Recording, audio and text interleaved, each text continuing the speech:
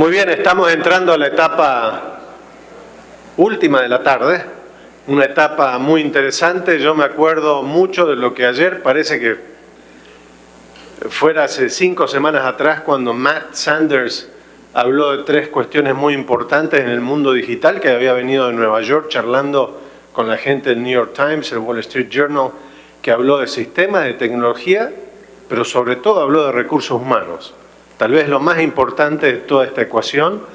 Nosotros, dentro del programa, no lo quisimos dejar de lado, pero sí quisimos ponerlo al final porque entendemos que es la parte más importante de la ecuación de los medios de comunicación en la transformación digital. Dicho eso, dejo entonces a mi jefa, Silvia Miró Quesada, presidenta del Instituto de Prensa de la CIP, quien va a estar moderando este panel. Gracias, jefa. Miren cómo la trato. Pórtate bonito nomás, Luis, pórtate bonito. Después viene el aumento de sueldo, estoy seguro. Buenas tardes, bienvenidos al panel número 7, Cambio de Cultura y los Recursos Humanos que requiere el cambio. Permítanme presentarles en esta ocasión a Laisa Gross y a los panelistas Gabriela Ruggeri y el señor Juan Pablo Ferrari.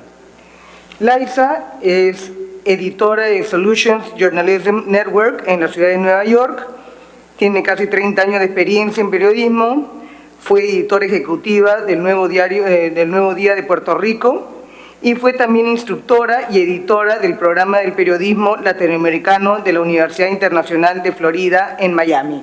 Con ustedes le dejo a Laisa.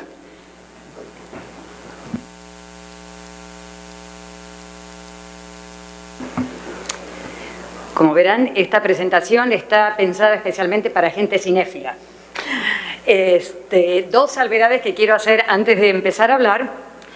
Una, que quisiera poder decir que en un arranque, en un desafío frontal a la tiranía de la Real Academia Española, obvié los acentos, pero la verdad es que los obvié porque tenía problemas con PowerPoint y no los pude poner. Así que no va a aparecer ningún acento en la presentación hoy. Y la segunda salvedad es que, a pesar de que uso el masculino, esta presentación está dirigida a mujeres y a hombres. No quiero caer en esta rutina de decir a ellos y a ellas, editores y editoras, porque doblaría el tiempo de la presentación. Estas reflexiones se basan en mi trabajo actual y en mi trabajo previo como directora o ejecutiva de redacciones en Estados Unidos, como consultora de numerosas redacciones en Estados Unidos y América Latina, y en mi trabajo actual por el cual interactúo a menudo con salas de redacción, televisión, radio y operaciones digitales y periódicos. Mi enfoque específico va a ser en los líderes mediáticos. Sí, ustedes. Todos los que ustedes dirigen equipos, todos los que ustedes tienen que manejar estrategias, todos los que ustedes tienen que asegurar la supervivencia del periodismo. Vamos para allá. Este es el panorama actual. Está un poquito convulsionada la cosa y los periodistas y la industria va a bordo de ese barquito. Hablamos mucho, como mencionó Ricardo, de los procesos de cambio, específicamente concentrados en las primeras 2 P de las 3 Ps, plataformas y procesos ayer y hoy. Ahora nos vamos a enfocar en la tercera, que es personas. Recuerdo con gran cariño uno de mis excelentes directores de infografía y artes gráficas en El Nuevo Día, que vino un día a mi oficina y se sentó y me dijo: todo sería tan fácil si yo no tuviera que dirigir a gente. Así es tal vez, pero no es algo que se pueda obviar, ni mucho menos, al contrario.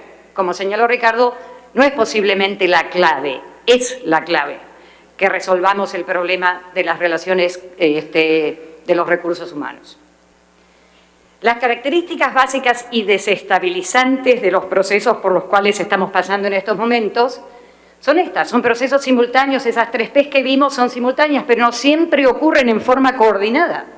Son parte de una evolución continua, no hay descanso. Somos Sísifo subiendo la roca que vuelve a caer y otra vez hay que volver a subirla, lo cual requiere planificación perpetua y exige una ininterrumpida configuración o reconfiguración o reformateo de las organizaciones con las cuales estamos trabajando.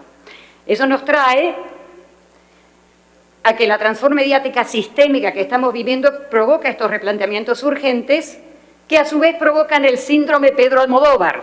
Los líderes mediáticos están al borde de un ataque de nervios permanente.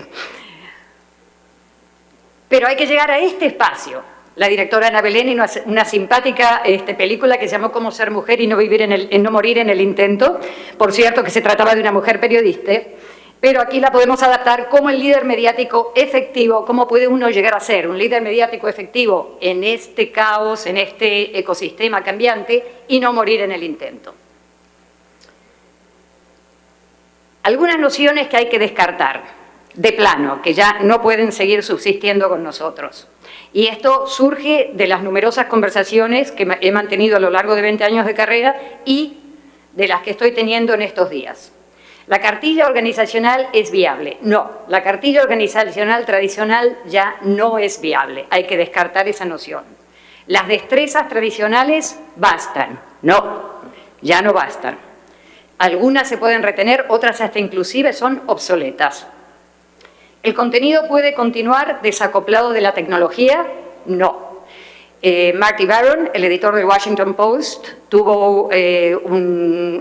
hizo un discurso, pronunció un discurso ahora un año, en el cual también se refería a este tema. Y al otro tema, bastante espinoso, el lado editorial puede seguir desconectado del lado del negocio. Ya no, antes teníamos estas separaciones totalmente marcadas, es más, a los periodistas les daba alergia pensar que inclusive tenían que relacionarse de alguna manera.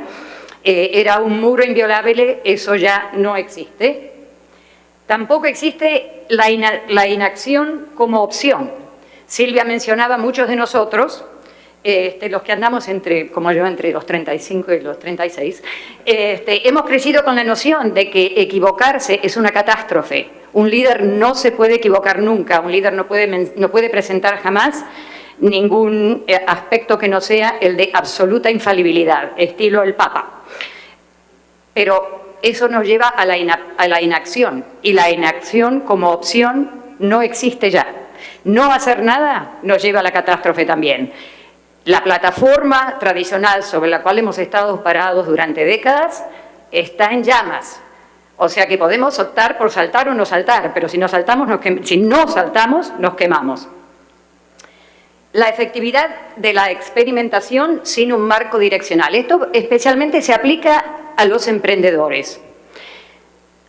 La idea de que voy a experimentar esto, voy a experimentar aquello, siguiendo la temática de Google, Facebook y los grandes que siempre proponen comete errores rápido y comételos frecuentemente. Eso es muy fácil para ellos decirlo ahora desde ese lado, pero en realidad si uno ve la historia y la evolución de estas empresas, tampoco fue tanto así en su momento.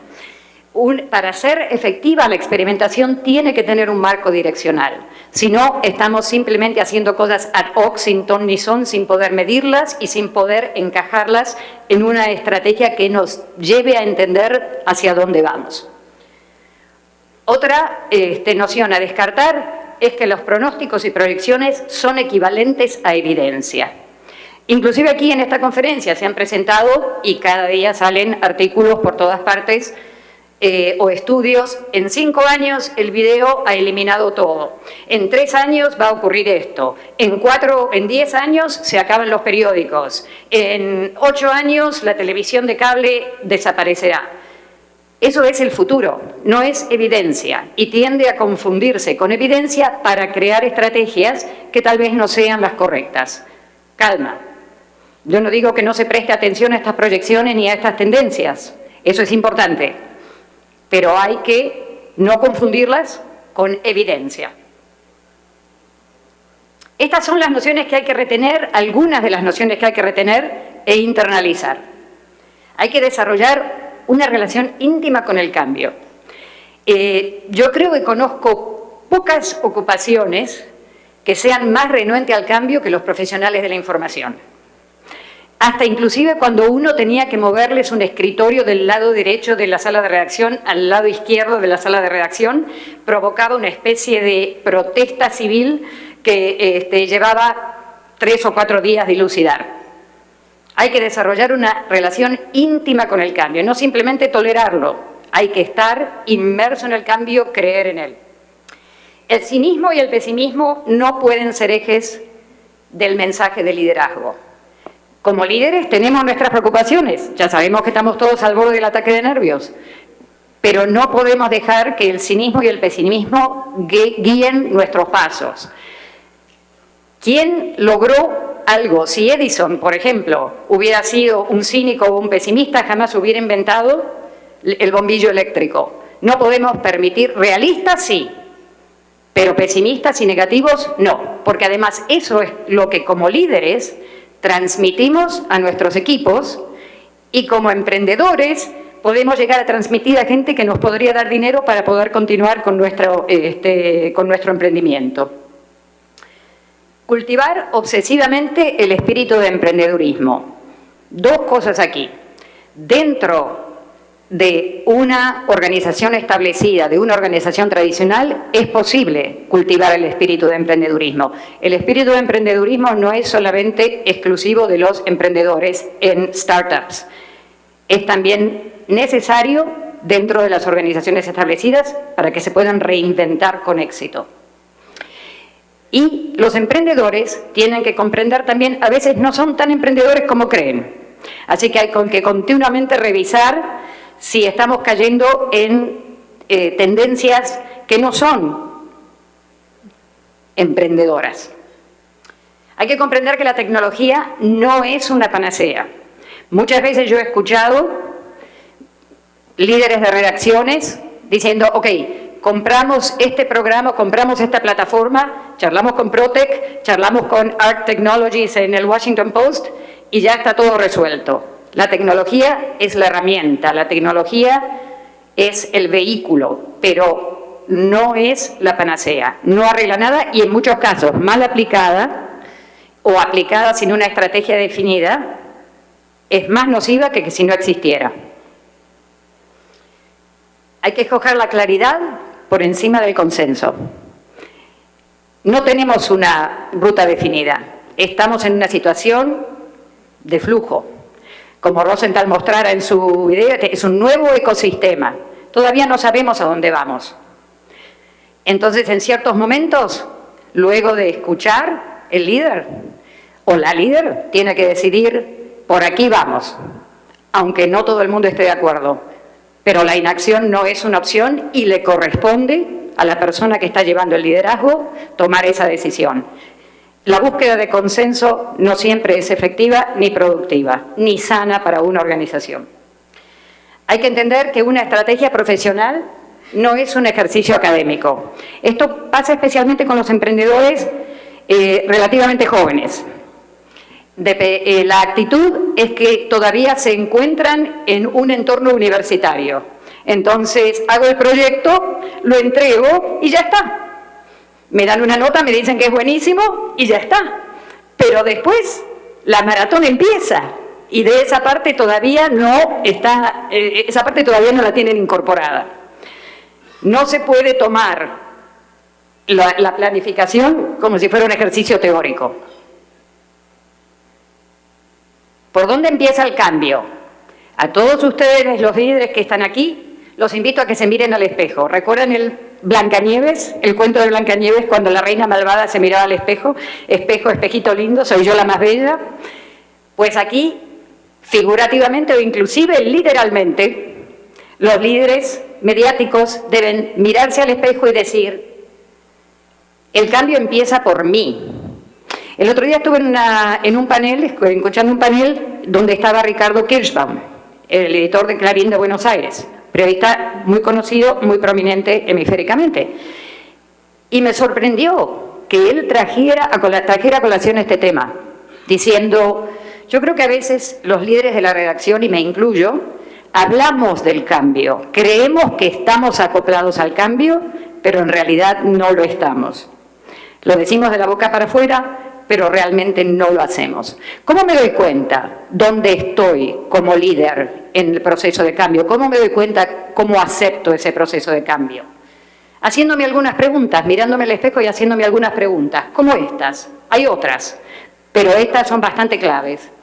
¿Cuán a menudo reviso mis competencias y acciones? ¿Por qué tomé esta decisión y no otra?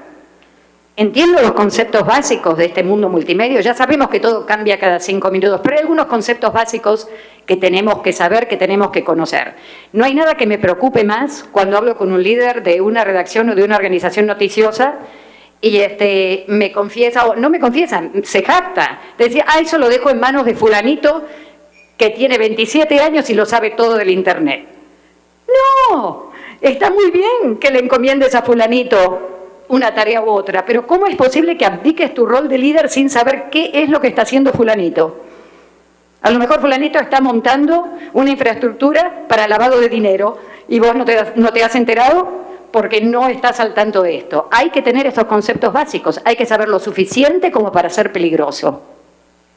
¿Actualizo mis conocimientos metódicamente? Yo mando a un montón de integrantes de mi equipo a capacitaciones, a visitas, a esto. Voy yo, aprendo yo, tomo notas yo, me interiorizo yo de la literatura, acudo a seminarios.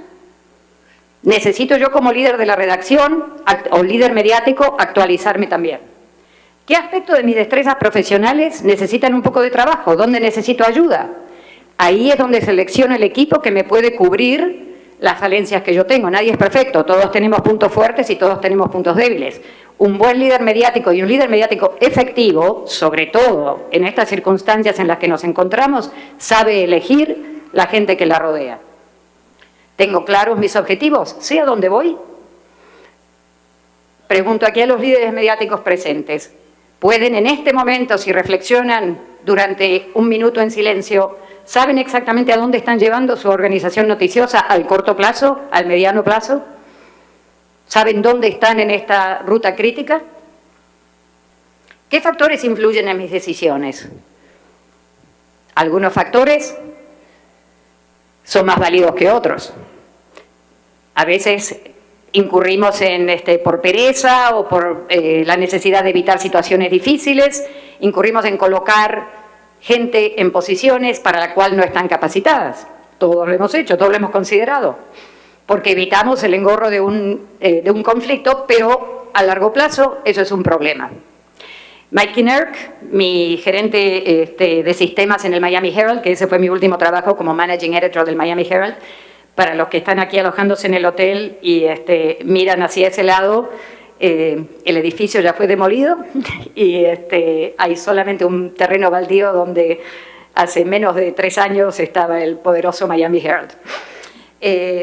Pero Mike Kinnerk decía, cuando empezó este tema del Internet, los periódicos norteamericanos colocaron a cargo de la estrategia del Internet a la persona o al ejecutivo que no tenía ningún trabajo definido en la redacción y el ejecutivo que nadie sabía qué hacer con él o con ella.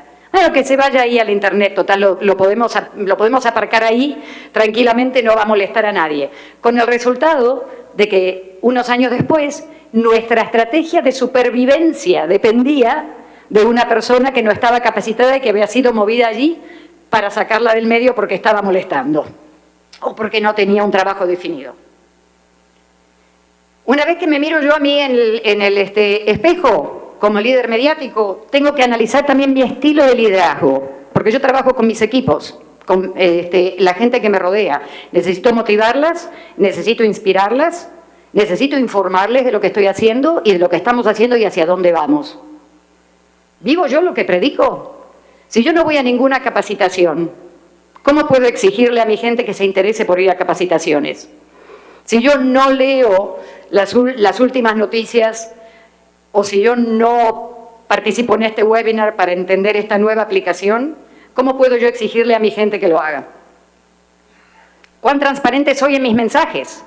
Ya sabemos que la situación económica de muchas organizaciones noticiosas tradicionales y startups no es muy boyante, pero la transparencia es fundamental. cuanto más inestable o cuanto menos sienta mi equipo que saben lo que está ocurriendo, menos voy a lograr motivarlos, más problema voy a tener para motivarlos. ¿Cuán preciso soy en mis instrucciones y en mis mensajes? Valorizo adecuadamente todos los roles de mi redacción. Los periodistas tradicionales o los líderes mediáticos tradicionales tienden a sobrevalorizar a la gente de palabra y a subvalorizar la gente de imágenes y sonido, sobre todo en los periódicos, pero también en otros lados. Cuando me reúno para planificar un proyecto noticioso a través de mi trabajo de Solutions Journalism Network, en este momento estamos trabajando con unos 20 socios, organizaciones noticiosas socias. Cuando me reúno con el equipo que se va a encargar de embarcarse en este proyecto noticioso, la mayoría de las veces están solo los reporteros y los editores. Digo, pero, ¿qué pasa? ¿Nadie hace biografía aquí? ¿Nadie va a hacer un podcast? ¿Nadie va a hacer una infográfica? ¿Nadie va a hacer una visualización de data? Porque la idea es, la cosa importante se hace con las palabras y luego incorporamos a esos otros roles. Pero las técnicas narrativas de hoy exigen otras cosas. Exigen que la planificación se haga desde el principio con todas estas perspectivas y para servir a la riqueza narrativa de lo que estoy haciendo y sobre todo a mis audiencias y los canales mediante los cuales estas audiencias prefieren recibir la información. Establezco metas concretas. Mi gente sabe dónde voy. Digo algo un lunes y el martes cambié de opinión, pero sin explicar por qué. Y el jueves tengo una opinión nueva o volví a mi opinión, a mi postura original. Esto es muy desestabilizante y no es productivo. Para llegar al espacio Ana Belén, de cómo ser un líder mediático efectivo y no morir en el intento, aquí hay algunas acciones prácticas que les sugiero. Una hoja de ruta crítica.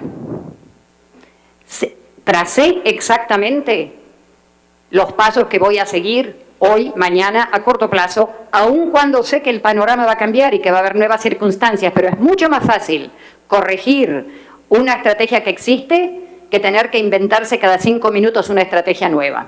Y esto va especialmente para los emprendedores y para los startups.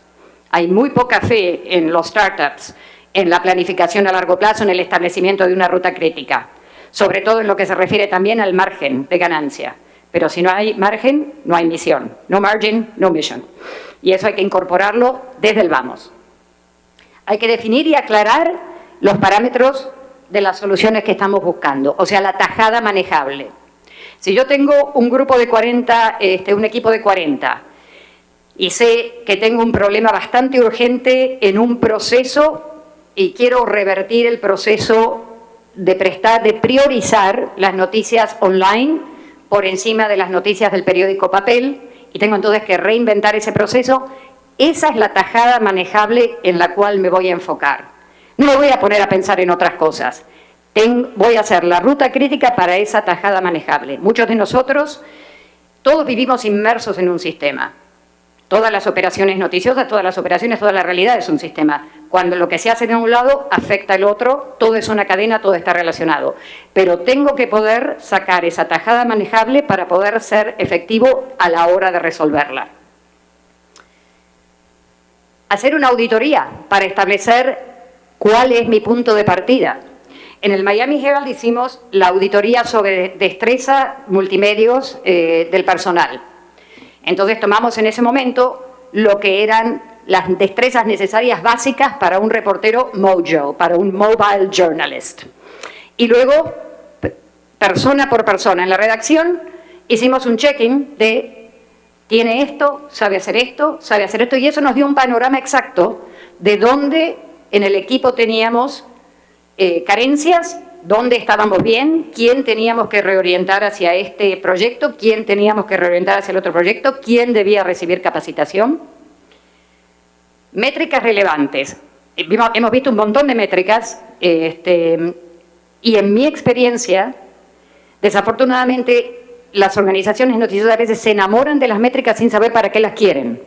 A lo mejor necesitan solamente 3 o 4 métricas relevantes para tomar decisiones estratégicas. pero piden 80 o 90.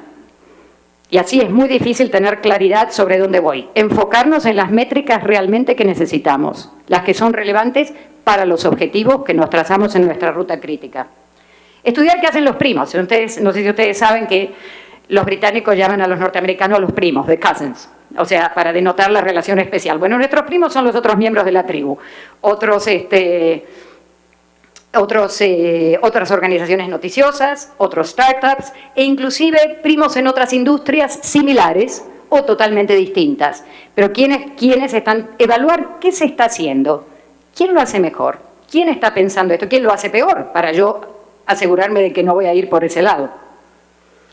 Considerar las soluciones adecuadas para el propio entorno. Recientemente, un líder destacado, prominente líder mediático de América Latina, me llamó para facilitar una visita al Washington Post. Y una de las cosas que conversamos es, hay un montón de cosas que uno puede aprender del Washington Post y hay un montón de cosas que son rutilantes e increíbles, pero no todas le van a servir a la realidad en la cual este líder se encuentra inmerso. Entonces, importante ver esas cosas que uno aprende si se aplican con éxito a la realidad en la que me encuentro.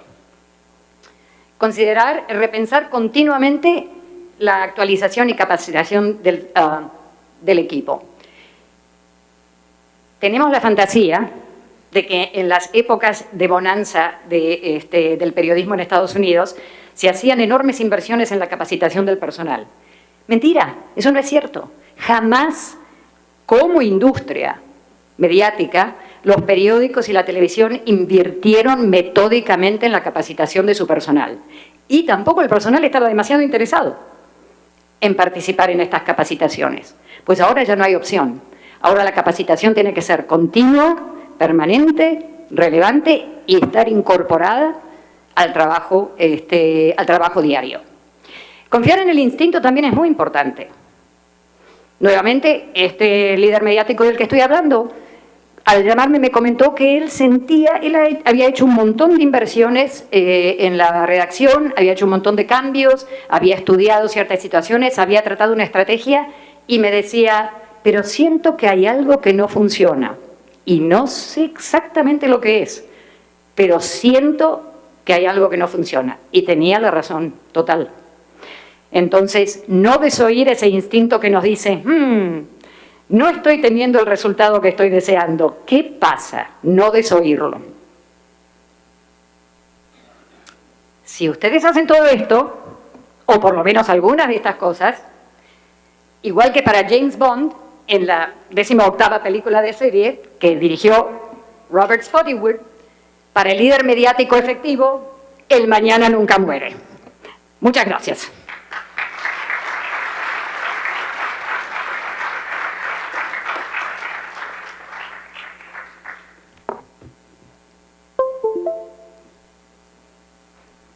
Gracias, Laisa.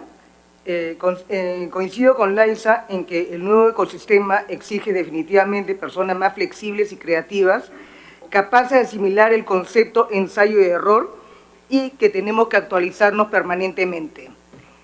Antes de darle la palabra a Juan Pablo, quiero que me permitan leerles una parte de la carta que leyó Antonio Caño, director del País, a sus periodistas el día 3 de marzo de este año, para explicarles la inminente transformación del diario en un medio esencialmente digital. Entre otras cosas decía, empiezo a tener la impresión de que el paso del papel a lo digital es solo uno, y no el más grande de los muchos pasos que los periódicos tendremos que dar hasta alcanzar nuestro verdadero espacio futuro. En el país, estos son fragmentos de la carta, en el país hemos decidido no solo no tenerle miedo al cambio, sino adelantarnos en la medida de lo posible para estar a la vanguardia del cambio. Vamos a pasar de lo que el sector ha denominado integración de redacciones a un nuevo sistema de sincronización de equipos y canales. Vamos a implantar modernas herramientas de comunicación que puedan atender con rapidez y calidad las demandas de información transparentes de una sociedad cada vez más exigente con la tarea que nos ha encomendado. Será una redacción sin despachos, abierta a la colaboración y al intercambio de ideas, en la que los equipos se entremezclarán para construir nuevas historias. A partir de ahora, en el corazón de la planta principal, se instalará un moderno espacio abierto dedicado a la creación y coordinación de información y a su distribución en los diferentes canales. El centro de esa redacción contará con un moderno puente de mando, en el que habrá perfiles periodísticos de desarrollo tecnológico, de edición gráfica y de video, de diseño, de producción, de medición de audiencias, de redes sociales, de SEO y de control de calidad. Desde ahí se crearán nuevas narrativas y nuevas formas de comunicar que seguirán manteniendo a este diario en la vanguardia del periodismo global. Dicho esto y leído esto y recordando al señor Cañón, presento al señor Juan Pablo Ferrari, que él es periodista senior, trabajó 20 años en la industria, nació en el mundo digital, en el mundo impreso, perdón, y saltó al digital. Actualmente trabaja como coordinador de proyecto de la empresa 2 al Cubo. Y Juan Pablo va a poner énfasis en la persona. Vamos a seguir todo el tema de la gestión humana y él va a poner ese énfasis en la persona y nos hablará sobre la teoría U del MIT y cómo aplicarla en nuestra industria. En otras palabras, Juan Carlos me va a decir qué están haciendo los primos ahora. Gracias, Juan Pablo. Efectivamente, estas reflexiones tienen un poco que ver con lo que he estado haciendo en el último tiempo, con lo que hemos estado haciendo en 2 al Cubo en el último tiempo. Voy a hablar un poco de liderazgo, voy a traer el modelo de la teoría U, que tiene una inspiración en el coaching y en otras disciplinas y que otras industrias están usando de manera muy vanguardista, diría yo. Y les voy a contar de un experimento, de un caso concreto, puntual, tangible, como nos gusta a los periodistas, para que no sea todo esoteria, ¿no? Porque somos bastante, a veces, críticos, digamos, de teorías o historias que tienen que ver con eso. A mí me llama la atención estas preguntas, ¿no? Este cuestionamiento. Es reiterado, es recurrente. Fracasos puede sonar difícil, duro, pero naturalmente es difícil y parece ser que estamos empantanados, ¿no? Metidos en medio de un lodazal y a veces algunos con mayor fuerza, con mayor energía logran moverse un poco y logran desplazarse, pero en general siento que estamos un tanto atascados, ¿no? Tal vez una de las posibles causas, tenga que ver con lo ciego que estamos siendo al liderazgo y sobre todo a las posibilidades de enfrentar un cambio, ¿no? Como lo decía Laisa, un cambio que realmente sea transformador, que nos saque un poco de la zona de confort en algunos casos o del estancamiento definitivamente en otros, ¿no? Y recojo esta frase del profesor Otto Scharmer, que es precisamente uno de los teóricos que ha levantado el modelo de la teoría U, y él señala que el punto ciego en realidad no está ni en cómo están haciendo las cosas los líderes, qué están haciendo, sino desde dónde están haciendo las cosas, ¿no? ¿Cuál es esa fuerza interior que está motivando, moviendo las posibilidades de hacer un cambio y de generar cosas diferentes? Y aquí hay 2 palabras que me llaman mucho la atención y que probablemente desde una perspectiva periodística yo siempre las tuve en cuenta, ¿no? Y pasaron por enfrente de mis ojos de manera recurrente. Sin embargo, creo que es válido dar una vuelta y empezar a mirarlas diferentes, que tienen que ver con la atención y la intención que un líder le pone a cada situación, a cada momento. Es extremadamente sencillo comprobar que 2 líderes en circunstancias similares, digamos, pueden generar resultados completamente diferentes si exploran un espacio interno, digamos, diferente a la hora de liderar, de empezar a trabajar con sus equipos, con sus redacciones o con lo interdisciplinario que es ahora nuestro oficio, ¿no? Metidos en la redacción una cantidad de profesionales que en su época más bien compartían solamente el edificio. En su esencia, el liderazgo se trata de dar forma y de modificar la manera como otros individuos prestan atención a una situación y de manera subsecuente, naturalmente, van a responder a la misma. Es una definición, me gusta, y creo que ilustra un poco lo que estamos hablando. Otto Scharmer y Peter Senge. Creo que a Peter Senge probablemente les resuene un poco más, el autor de la quinta disciplina, y Otto Scharmer, autor de la teoría U.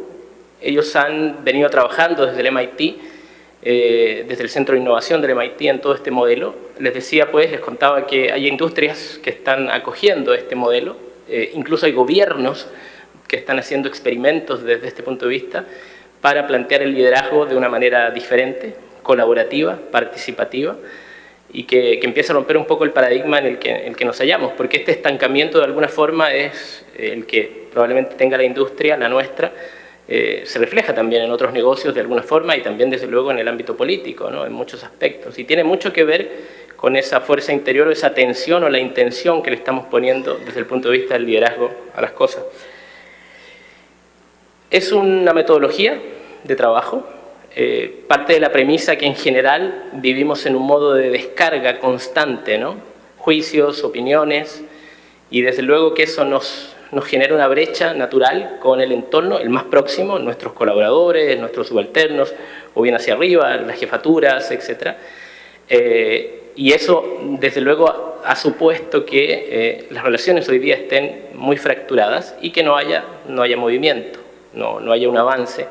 Y con eso retomo lo que decía al comienzo, lo que tiene que ver con el estancamiento, ¿no? Y en el fondo aprender a reconocer estos hábitos de una atención diferente, entre otras cosas, y aquí me voy a permitir, con el respeto del doctor Scharmer y su equipo, de hacer una suerte de síntesis, ¿no? El modelo es bastante más amplio, les recomiendo googlear a Scharmer, empezar a seguirlo, tiene mucho material en línea, interesantísimo. Y me voy a concentrar en lo que tiene que ver con la escucha, fundamentalmente. Aquí hay, insisto, alguna terminología que emerge del coaching y es parte de la práctica que hoy día están haciendo otras industrias en función de trabajar con sus líderes, con los equipos, a nivel personal, a nivel grupal.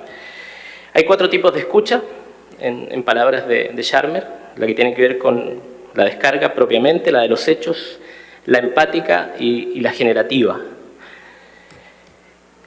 Cuando operamos con una escucha que en modo descarga, lo único que hacemos es reconfirmar lo que ya sabemos. O sea, nos podemos sentar delante de nuestro equipo, delante de nuestros colaboradores y vamos a estar repitiéndonos lo que ya sabíamos y probablemente nuestra primera reacción va a ser otra vez con lo mismo, es la misma historia, eso ya lo sabía, ya lo escuché y naturalmente eso va a empezar a bloquear la relación que tengamos con la gente que tenemos enfrente. La segunda probablemente sea un poco más pausada, más profunda, pero está basada en los hechos, fundamentalmente, ¿no?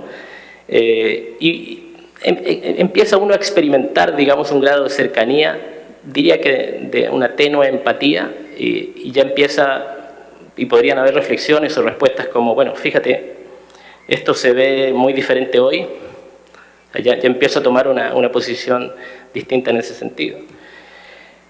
Cuando hablamos de una escucha empática, ya un nivel 3 de escucha, naturalmente surgen respuestas o reflexiones como sí, bueno, sí te entiendo, ahora sí sé lo que me estás diciendo, ahora sí sé lo que está ocurriendo, y desde luego que la mirada que empiezo yo a tener de la situación, del problema, cambia completamente, ¿no? En mi rol de líder, desde luego.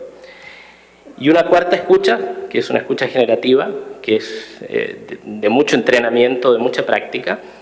Entre paréntesis, hay unos ejercicios muy interesantes que plantea el modelo de cómo poner en práctica esto, ¿no? Desde luego, para que sea completamente efectivo. Cuando ya alcanzo este nivel de escucha generativa, desde luego lo que surge es completamente diferente de lo que originalmente comenzó, ¿verdad? Y esa es probablemente la clave de este ejercicio, ¿no? De esta metodología. Empezar en un punto donde la ceguera de alguna forma frente a un problema, frente a una situación, en mi rol de líder, con un equipo, empieza a dar paso a un espacio diferente. Los 2 primeros niveles, naturalmente, como lo habrán podido percibir, lo que genera son respuestas reactivas, soluciones rápidas, un poco casi como la dinámica de nuestras redacciones muchas veces, a veces poco reflexivas, ¿no? Y desde luego que los otros dos niveles de escucha, la empática y la generativa, naturalmente son un reto poderoso, ¿no? Para empezar a instalar en nuestro negocio de manera diferenciadora. Avanzar de uno a otro nivel, pasar de los dos niveles de escucha 1 y 2 a 3 y 4, supone el viaje que Otto Scharmer nos propone en su teoría U, y es, tal cual lo muestra la gráfica, empezar a movernos en esa U desde un punto de observación muy general, muy diferente, a un punto más de generación efectiva de resultados, de cosas innovadoras, desde luego, ¿no? Este es el resumen de cada uno de los puntos de este modelo.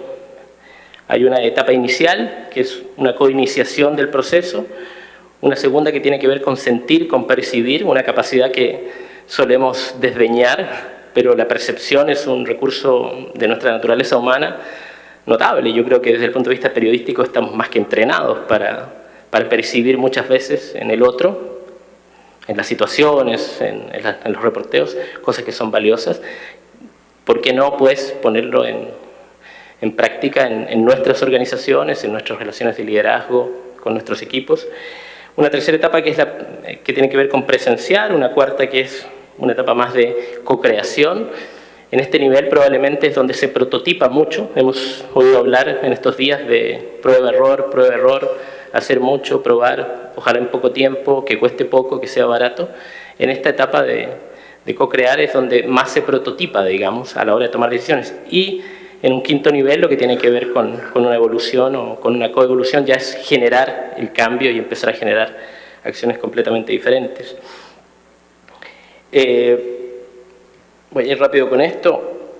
Yo creo que hay áreas, hay sectores que nos llevan ventaja. El deporte probablemente sea una de las que mejor interpreta esto. El deporte de elite, no cito a este basquetbolista que me encontré por ahí, Bill Russell, no soy aficionado al básquet, pero entiendo que fue una figura de los Celtics de relevancia. Él tiene unos trabajos sumamente interesantes de cómo es el comportamiento de los deportistas frente a una situación límite o frente a una competencia de altísimo rendimiento. Y creo que ellos, y en el deporte, se ha ido probando, también en otras industrias, ojo, ¿no? Hay industrias que están, probablemente algunas del ámbito de la tecnología, que están experimentando con estas fórmulas para empezar a renovarse. Pero desde luego que nosotros desde los medios todavía seguimos un poco ciegos, ¿no? Naturalmente no hay esa voluntad, ese deseo y el ejercicio por empezar a recorrer este modelo o esta forma de empezar a generar cambio y desde luego una perspectiva de liderazgo que sea diferente. Tuvimos la oportunidad en Dos el Cubo de irnos a Perú a trabajar con el Grupo La República. La propuesta inicial fue acompañar, diseñar, proponer un modelo de convergencia, de integración. Eran las dos palabras que sonaban un poco en el ambiente. Y debo reconocer, desde luego, no voy a ser infidente ni mucho menos, ellos saben que estoy hablando hoy día de ellos aquí, desde luego. No había una claridad completa de qué exactamente era lo que tenían enfrente, querían hacer.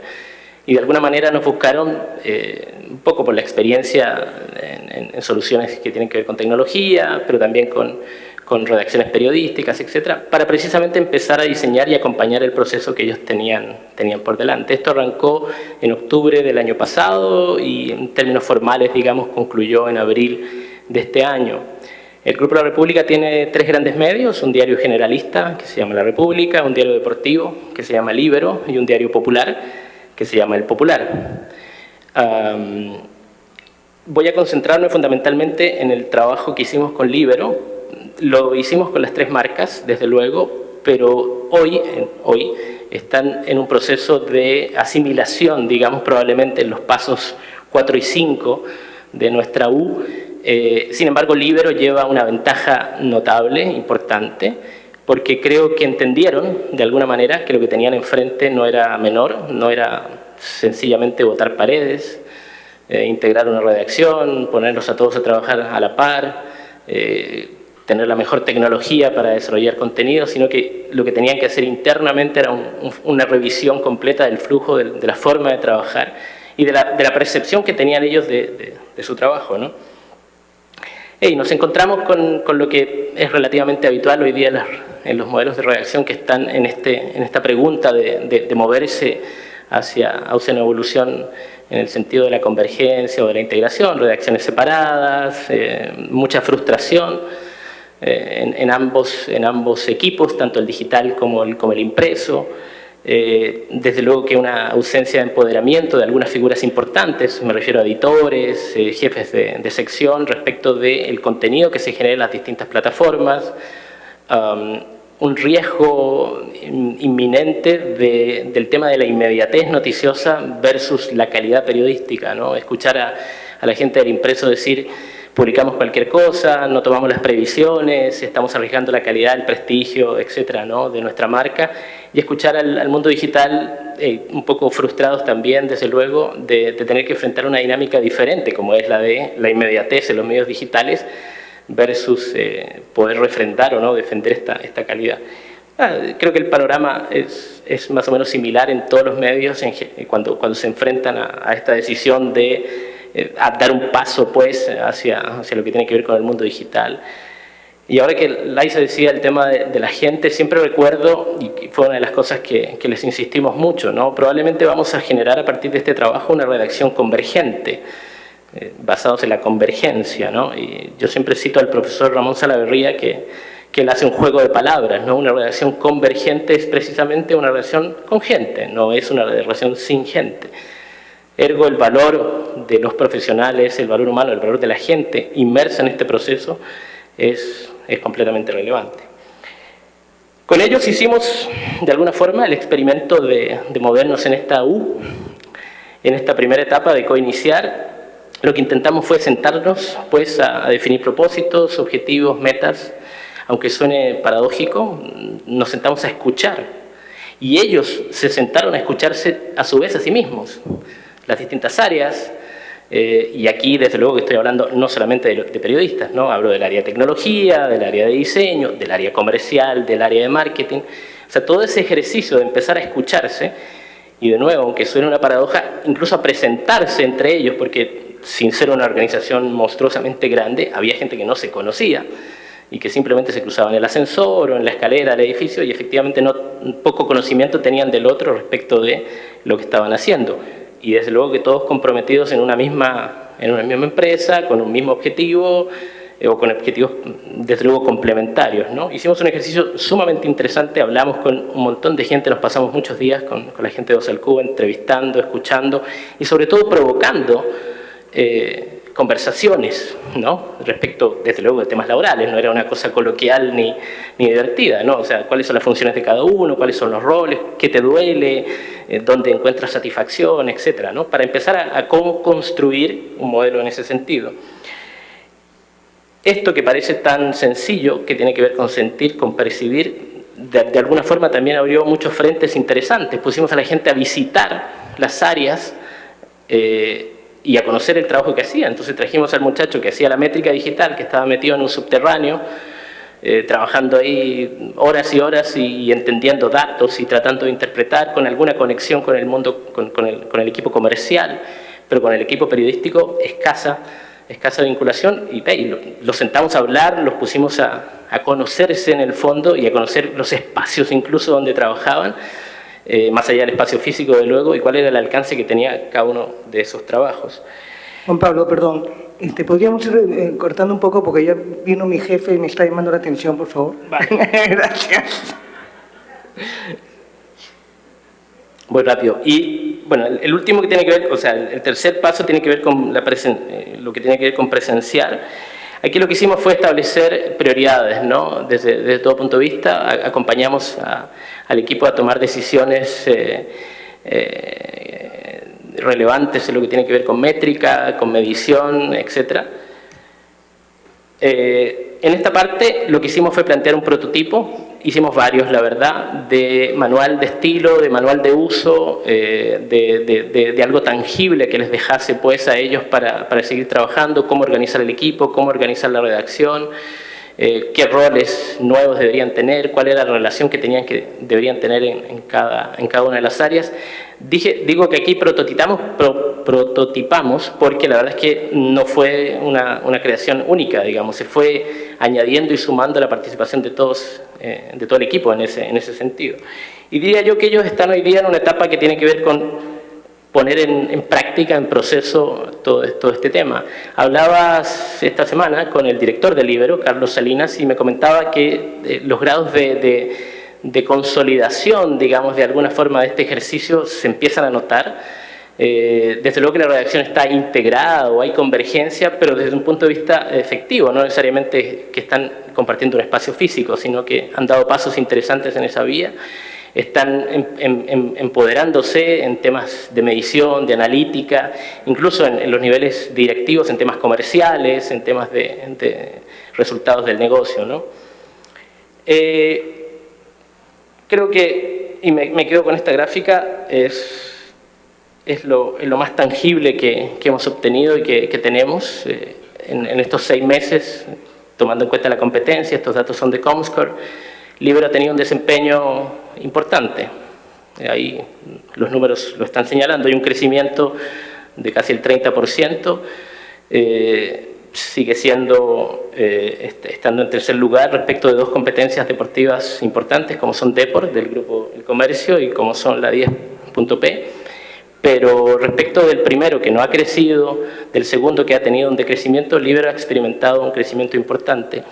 Ustedes me dirán, ¿puedo amarrar estos datos con el proceso vivido? Yo diría que sí. Yo diría que sí. Esto es una forma elocuente, además de alguna forma justifica, de alguna forma ellos mismos se sienten muy satisfechos, digamos, del desempeño. Esta es una métrica del desempeño logrado, pero sí tiene mucho que ver con el grado de trabajo que ellos empezaron y que han decidido seguir con eso. Ese es el grupo de Libero. Muchas gracias. Muchas gracias, Juan Pablo. Muy interesante la teoría de la U y definitivamente la revisaremos en los próximos días. Quiero presentarles a Gabriela Ruggeri. Gabriela manejó el fondo de inversión de DMGT, del Daily Mail and General Trust. Fue fundadora de East Point Ventures para fondear proyectos de tecnología enfocados a la educación y partner de Overboost. Gabriela, con su experiencia, nos va a ayudar seguramente a poder identificar estos conceptos culturales que debemos ir abandonando, cuáles retener y cuáles ir incorporando para cambiar el chip de entender al error como el otro lado del éxito. Gracias, Gabriela. Bueno, vamos a tratar de ir rápido, pues ya son las 5:30 de la tarde, creo que queda un speaker más todavía y la verdad es que es difícil ya hasta ahora, ¿no? Es como que estuvimos todo el día y hay que ponerle onda, ponerle garra y despertarnos un poquito. Cambio en cultura. Primero, antes de entrar en los cambios culturales, quería hacer referencia un poquito más al contexto macro. Les pido disculpas, la presentación va a estar en inglés, les hablo en español y les intercalo algunas cosas, pero viniendo del Daily Mail and General Trust, no me queda otra que el inglés. Pero bueno, ahí vamos.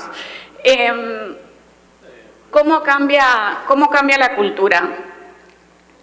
Online advertising. Hoy la publicidad online tiene que ver con mobile, tiene que ver con los grandes jugadores y con los nuevos jugadores.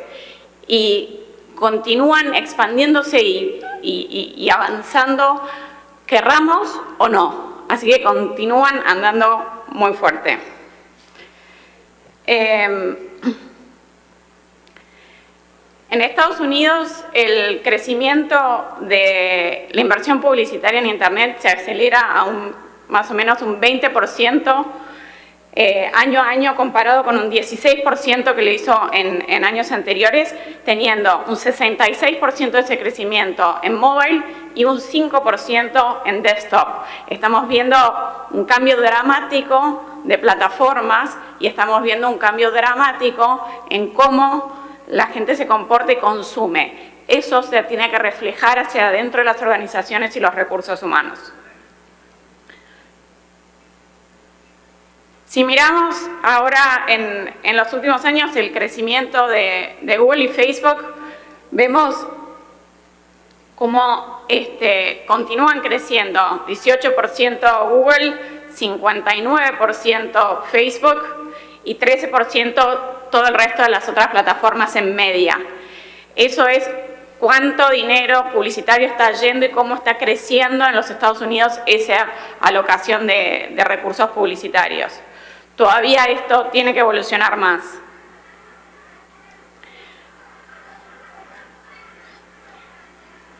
Perdón. ¿Qué vemos? Todavía los dólares publicitarios, las marcas, la industria no se está adecuando a lo que la realidad de la conducta de las personas nos marca.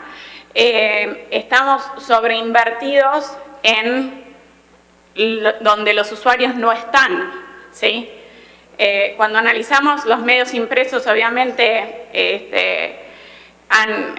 en gasto de publicitario y en tiempo invertido, significan el 4% del tiempo invertido y el 16% del gasto publicitario. Ahí hay un desbalance. Claramente, en lo que estamos haciendo hacia afuera como medios, tenemos que tener en cuenta ese desbalance y hacia dónde va. No quiere decir que deje de existir hoy, pero sí tenemos que tener en cuenta el desbalance.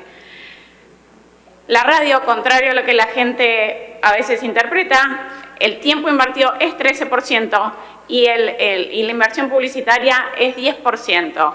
Por ende, estamos todavía subinvertidos en eso.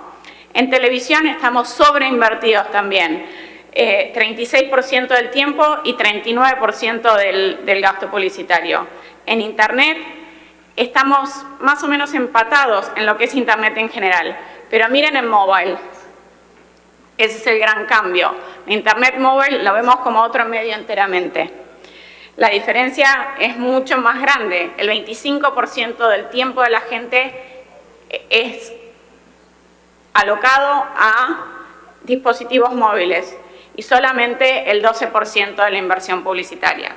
Estas son tendencias, esto es lo que tenemos que mirar en nuestros equipos cuando queremos y cuando, como hablaban Leisa y Juan Pablo, perdón, me olvidé tu primer nombre, y Juan Pablo, en cuanto a adelantarnos a la realidad y adelantarnos a las tendencias.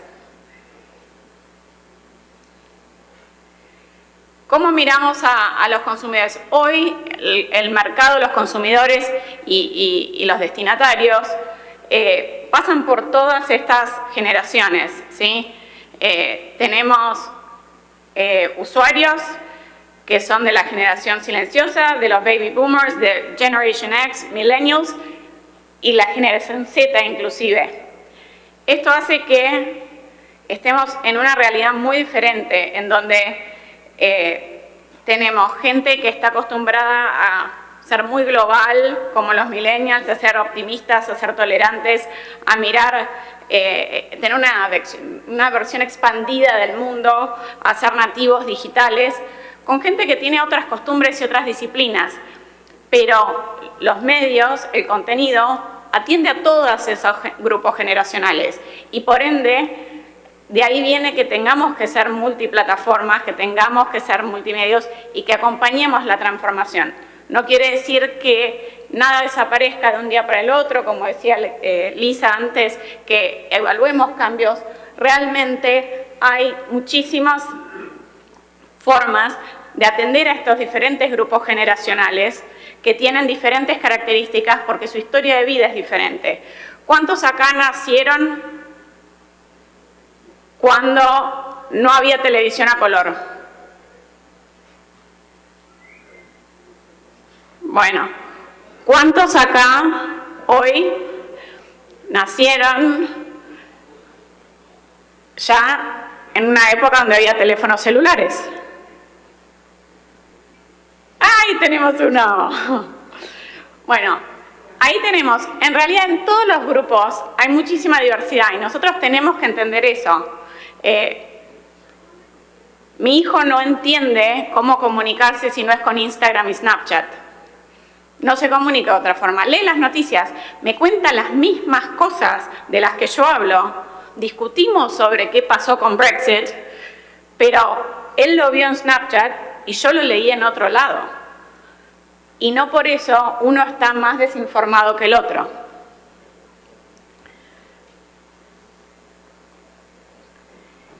Vemos que también hay cosas que van evolucionando de forma muy diferente. Creíamos que en la educación era muy diferente en otras épocas entre hombres y mujeres. Hoy en día el 27% de las mujeres tiene una educación de grado superior y solamente el 21% de los hombres. Aunque en el empleo queda un poco diferente, pero estamos bastante más cerca de lo que creemos en llegar a tasas parecidas. Y también va evolucionando, aunque no tan rápidamente, cómo cambia el ingreso promedio en los hogares. Por ende, cuando eficientizamos, cuando optimizamos, cuando creamos formas más fáciles de acceso, todo eso hace que sea más atractivo en los diferentes medios y plataformas. ¿Qué vemos como última generación? Tenemos los millennials y tenemos la generación Z. Lo que decía, millennials se comunican con texto, la generación Z se comunica con imágenes. Hoy escuchamos muchas cosas respecto a imágenes, pero las imágenes pueden hablar muchísimo, pueden contar muchas cosas. Todo no es una única alternativa, es una combinación de plataformas y de medios. Y para eso necesitamos una combinación de creadores y de colaboradores y de capacidades y de habilidades que son muy diferentes a las que tradicionalmente teníamos cuando hablábamos de una forma o de una única plataforma. Y motivamos claramente a las personas por diferentes cosas. Los millennials querían ser descubiertos. La generación Z trabaja para el éxito les importa. Están mucho menos incentivados por el dinero en sí mismo, sino por conquistar lo que están haciendo, por ser apasionados por lo que están haciendo. Ahora vamos a un caso concreto que es el del Daily Mail. El Daily Mail comenzó hace más de 120 años y se ha ido transformando y diversificando. Ha probado un montón de cosas, se ha equivocado un montón de veces. Se ha equivocado de forma no sistemática, de forma sistemática, pero no ha dejado de intentar y de transformarse. Pasó 2 guerras, pasó muchos cambios de plataforma y hoy continúa siendo un líder global como medio de comunicación. Algunos números: 214 millones de usuarios únicos por mes. Ni 3 ni 2, 214 millones todos los meses. ¿Cómo logramos eso? No está mal decir no sé. No teníamos la fórmula de la pólvora. Probamos un montón de cosas, las que salieron bien las seguimos haciendo, las que salieron mal no las hicimos más. Simple. No hay fórmula secreta. ¿Qué más? Realmente el crecimiento año a año ha sido espectacular. En Estados Unidos, inclusive viniendo de Inglaterra, tenemos 72 millones de usuarios únicos. Es increíble. Pueden ver más en cómo se consume y vemos que estamos por todos los tipos de plataformas. Desktop, tablet, smartphone, apps, o sea, vamos variando muchísimo. Y el smartphone es tan importante como el desktop, si lo miran ahí. Perdón, pensé que estaba ya en este slide acá. Sí, ahí tienen los números. 5.3 millones en desktop, 5.1 millones en smartphones. Pero todas las plataformas importan, porque dentro del smartphone también tengo multiplataforma. ¿Cuál es el caso? ¿Cómo estamos? 800 empleados en el mail online. El grupo de MGT tiene muchos otros negocios, se ha diversificado el negocio bastante, pero fundamentalmente son 520 periodistas en Londres, 160 en Nueva York, 75 en Sydney y 45 en Los Ángeles. ¿Sí? Y hay un gran staff editorial, como ven ahí, y hay un gran staff significativo de tecnología. Y la tecnología va de la mano, está intrínsecamente relacionada con todo lo que se hace. Fuimos la primera publicación en lanzar nuestro botón en Snapchat. No sabíamos cómo iba a funcionar, pero sabíamos que éramos una publicación muy visual, con mucho video, con mucha imagen, y fue un éxito. Y fuimos los primeros. Y había que probar, y no sabíamos cómo iba a resultar. Pero probamos. Y la verdad que fue una de las mejores cosas. Llegamos a toda una generación de formas diferentes. Y con Instagram lo mismo. Y compartían sus imágenes y nos convertimos en la publicación más compartida en Facebook del mundo. Hay algunos números de revenues que acompañan y que vienen creciendo en lo online y cómo se distribuye en lo que es Estados Unidos, UK y el resto del mundo. Hace apenas 2 años que el Daily Mail empezó a monetizar fuera de Inglaterra. El tráfico creció naturalmente por ser multiplataforma y por probar todas estas cosas y por tener un contenido de consumo internacional. Se consume, por ejemplo, en Brasil. Hay más de 1,5 millones de usuarios en Brasil y el contenido está en inglés. Pero cuando es atractivo, es visual, es interactivo, atrae.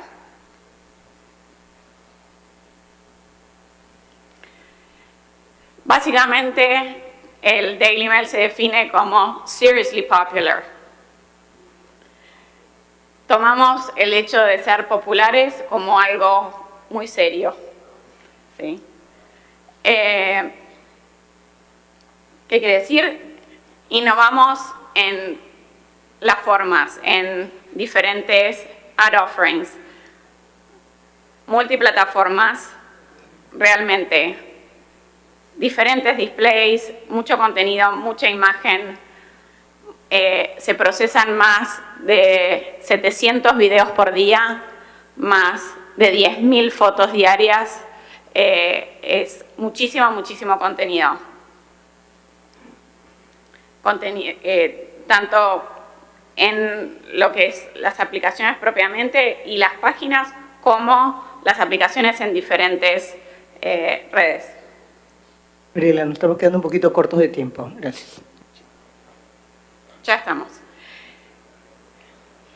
¿Cómo se crea? ¿Qué es lo diferente? En lugar de pensar en una pieza o en un artículo de forma tradicional, se trabaja de una manera ideocéntrica, ¿sí?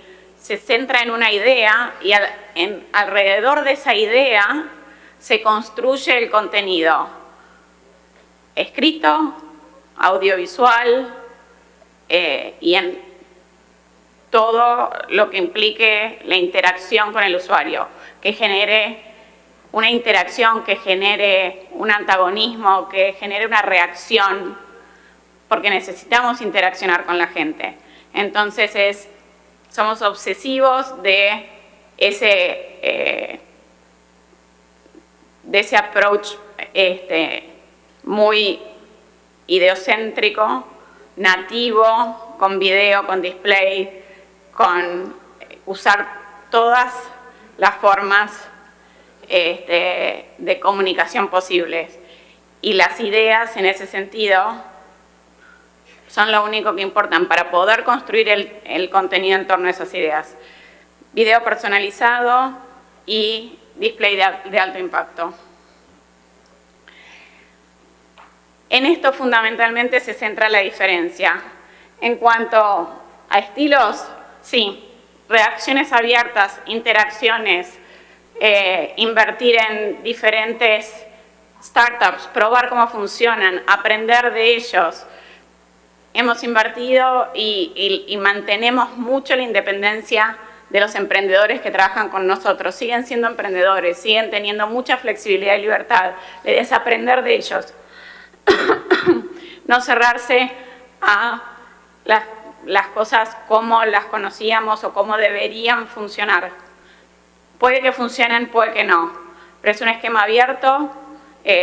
La parte de arriba es el centro o el atrium, como lo llamamos, de Northcliffe House en Londres, donde se puede ver el cielo cuando hay sol.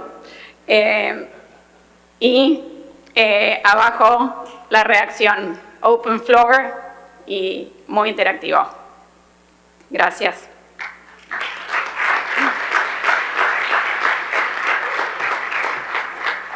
Gracias, Gabriela. Y esa imagen, realmente nos podemos ir a trabajar por allá. Está bonito, la verdad que provoca. Yo les agradezco a Laisa, a Gabriela y a Juan Pablo.